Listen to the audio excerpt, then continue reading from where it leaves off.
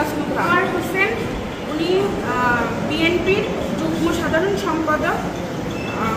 উনি হচ্ছে আমার গত 19 তারিখে ভোর রাতে আমাদের petrol pump Kibria filling station, ওখানে উনি 12-13 জন লোক নিয়ে যে আমার পেট্রোল পাম্পে আমার ম্যানেজার এবং কর্মচারীদের উপরে হামলা করে চাইনিজ পুরুষ গলায় ধরে আমার ম্যানেজারকে বিভিন্ন হুমকি ধমকি মেরে ফেলবে, এটা করবে বলে গলা ধাক্কা দিয়ে পাম্প থেকে বের করে দেয় এবং চাবি নিয়ে নেয় আমার ম্যানেজারদের কাছ থেকে।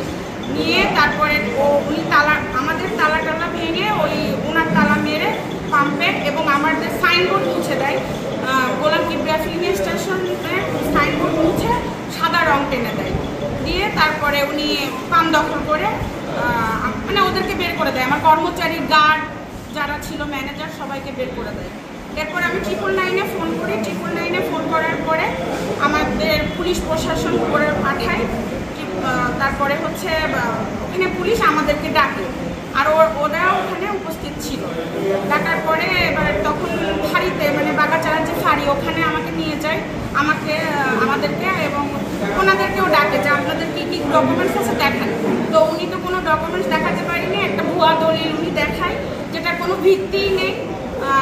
আর হচ্ছে আমি আমার বিপিসির অনুমোদন, ডিলারশিপ, এভরিথিং আমার পাম্পের, গোলাম কিবরিয়া ফিলিং স্টেশনের যত কিছু আছে সব কিছু দেখায়। এরপরে আমাদের ফাঁড়ির পুলিশ ওনারা বলে আচ্ছা ঠিক আছে, আমরা কাগজ দেখি, আপাতত এখন পাম্প বন্ধ থাকবে, কিন্তু আমাদের পাম্পে তেল মজুদ ছিল প্রায় 30 থেকে 40 লক্ষ টাকার। তারপরে আমরা ওনার কাছে বলি যে পাম্পে তো তেল আছে, তো এখন আমরা কি করতে পারি? তখন পুলিশ বলে যে পাম্পটা তাহলে এক কাজ করেন, আপনাদের একটা লোক আমরা দিচ্ছি, আমাদের থাকবে। তারপর যখন আমরা বাসায় আসতে যাবো তখন ওরা আমাদেরকে ফাঁড়ির গেটের সামনে 100 জন নিয়ে আমার মা এবং আমাকে অকথ্য ভাষায় গালিগালাজ এবং আমাকে মারবে বলে রেডি ছিল 100 জন, মানে বেরিয়ে হতে পারি না গাড়িতে নিয়ে। তারপরে ওরা আমরা পুলিশ জানে, ওসি সাহেব জানলো, মানে আমি বিভিন্ন মানে মানুষের কাছে হেল্প চাচ্ছি আর কি, যে আমি পুলিশ। তখন ওই বাগাচারা পুলিশই আমাদেরকে সাহায্য করে আমার বাড়ি পর্যন্ত ওনারা দিয়ে গেছে। আগেও পেট্রোল পাম্পটি বিভিন্নভাবে ওরা মানে উত্তক্ত করছে, দখল করছিল একবার, বহুত কাহিনী। মানে ডিসেম্বর 2024 15ই ডিসেম্বর থেকে এই পর্যন্ত মানে ওরা অনেক হয়রানি শিকার, একের পর এক হয়রানি।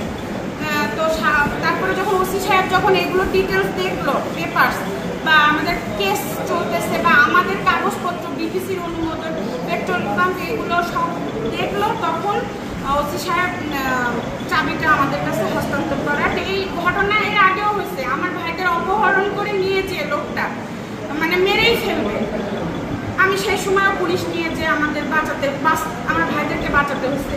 এবারও সেম কাহিনী, আমাকে মেরে ফেলবে বা আমার মাকে মেরে ফেলবে। বারংবার প্রশাসন সাহায্য করে, কিন্তু আমি কি বারবার মানে এই জিনিসের শিকার হব? আর কত? আমি রাস্তায় বেরোতে পারবো না, আমি বাগাচারায় যেতে, আমাকে হুমকি দিচ্ছে ডিরেক্টলি যে তোরা পুঁতে রাখো পাম্পের ভিতরে। আমাকে এই পর্যন্ত আমার ভাইদের তো মারছে, ওরা 3 ভাইকেই মারছে, বেতন ভাই। আমার ড্রাইভারকে মেরে, মানে ড্রাইভার 3-4 দিন হসপিটালে। এই ঘটনা আমি কি মানে সবসময় আমি কি ফেস করতে থাকবো? কতবার উনি ভয় দেখায় পাম্প নিবে, উনি বারংবারই ভয় দেখায় বিএনপির শীর্ষস্থানীয় নেতারা নাকি ওনার দলে ওনার হাত রাখছে, ওনার মাথায় বিএনপির শীর্ষস্থানীয় লোকেরা ওনাকে আদর করে, যত্ন করে। উনি হচ্ছে সবার চোখের মণি, উনি আমাদের লোকের কাছে ফেস করে বেড়ায় এই জিনিসটা, যে বিএনপির শীর্ষস্থানীয় নেতারা ওনার মাথায় হাত রাখে বলেই ওনার এই সাহসে উনি এগুলো করে। দেখেন, আমরা তো অসহায় ফ্যামিলি, আমি নিজে একজন ডাক্তার, আমার ভাই ইঞ্জিনিয়ার, আমার বাকি 2 ছোট ভাই ওরা কেবল এসএসসি পরীক্ষা দিচ্ছে, আমার মা, আমার বাবা নাই। তো আমি আমার প্রফেশনটাই বুঝতে পারতেছি না ওনার এই হয়রানির কারণে। তারপরে বারংবার আমরা হুমকির শিকার, রাস্তায় বেরোতে পারি না, পাম্পে যেতে পারি না নিজের। তো আমি কি এইগুলোই করে বেড়াবো?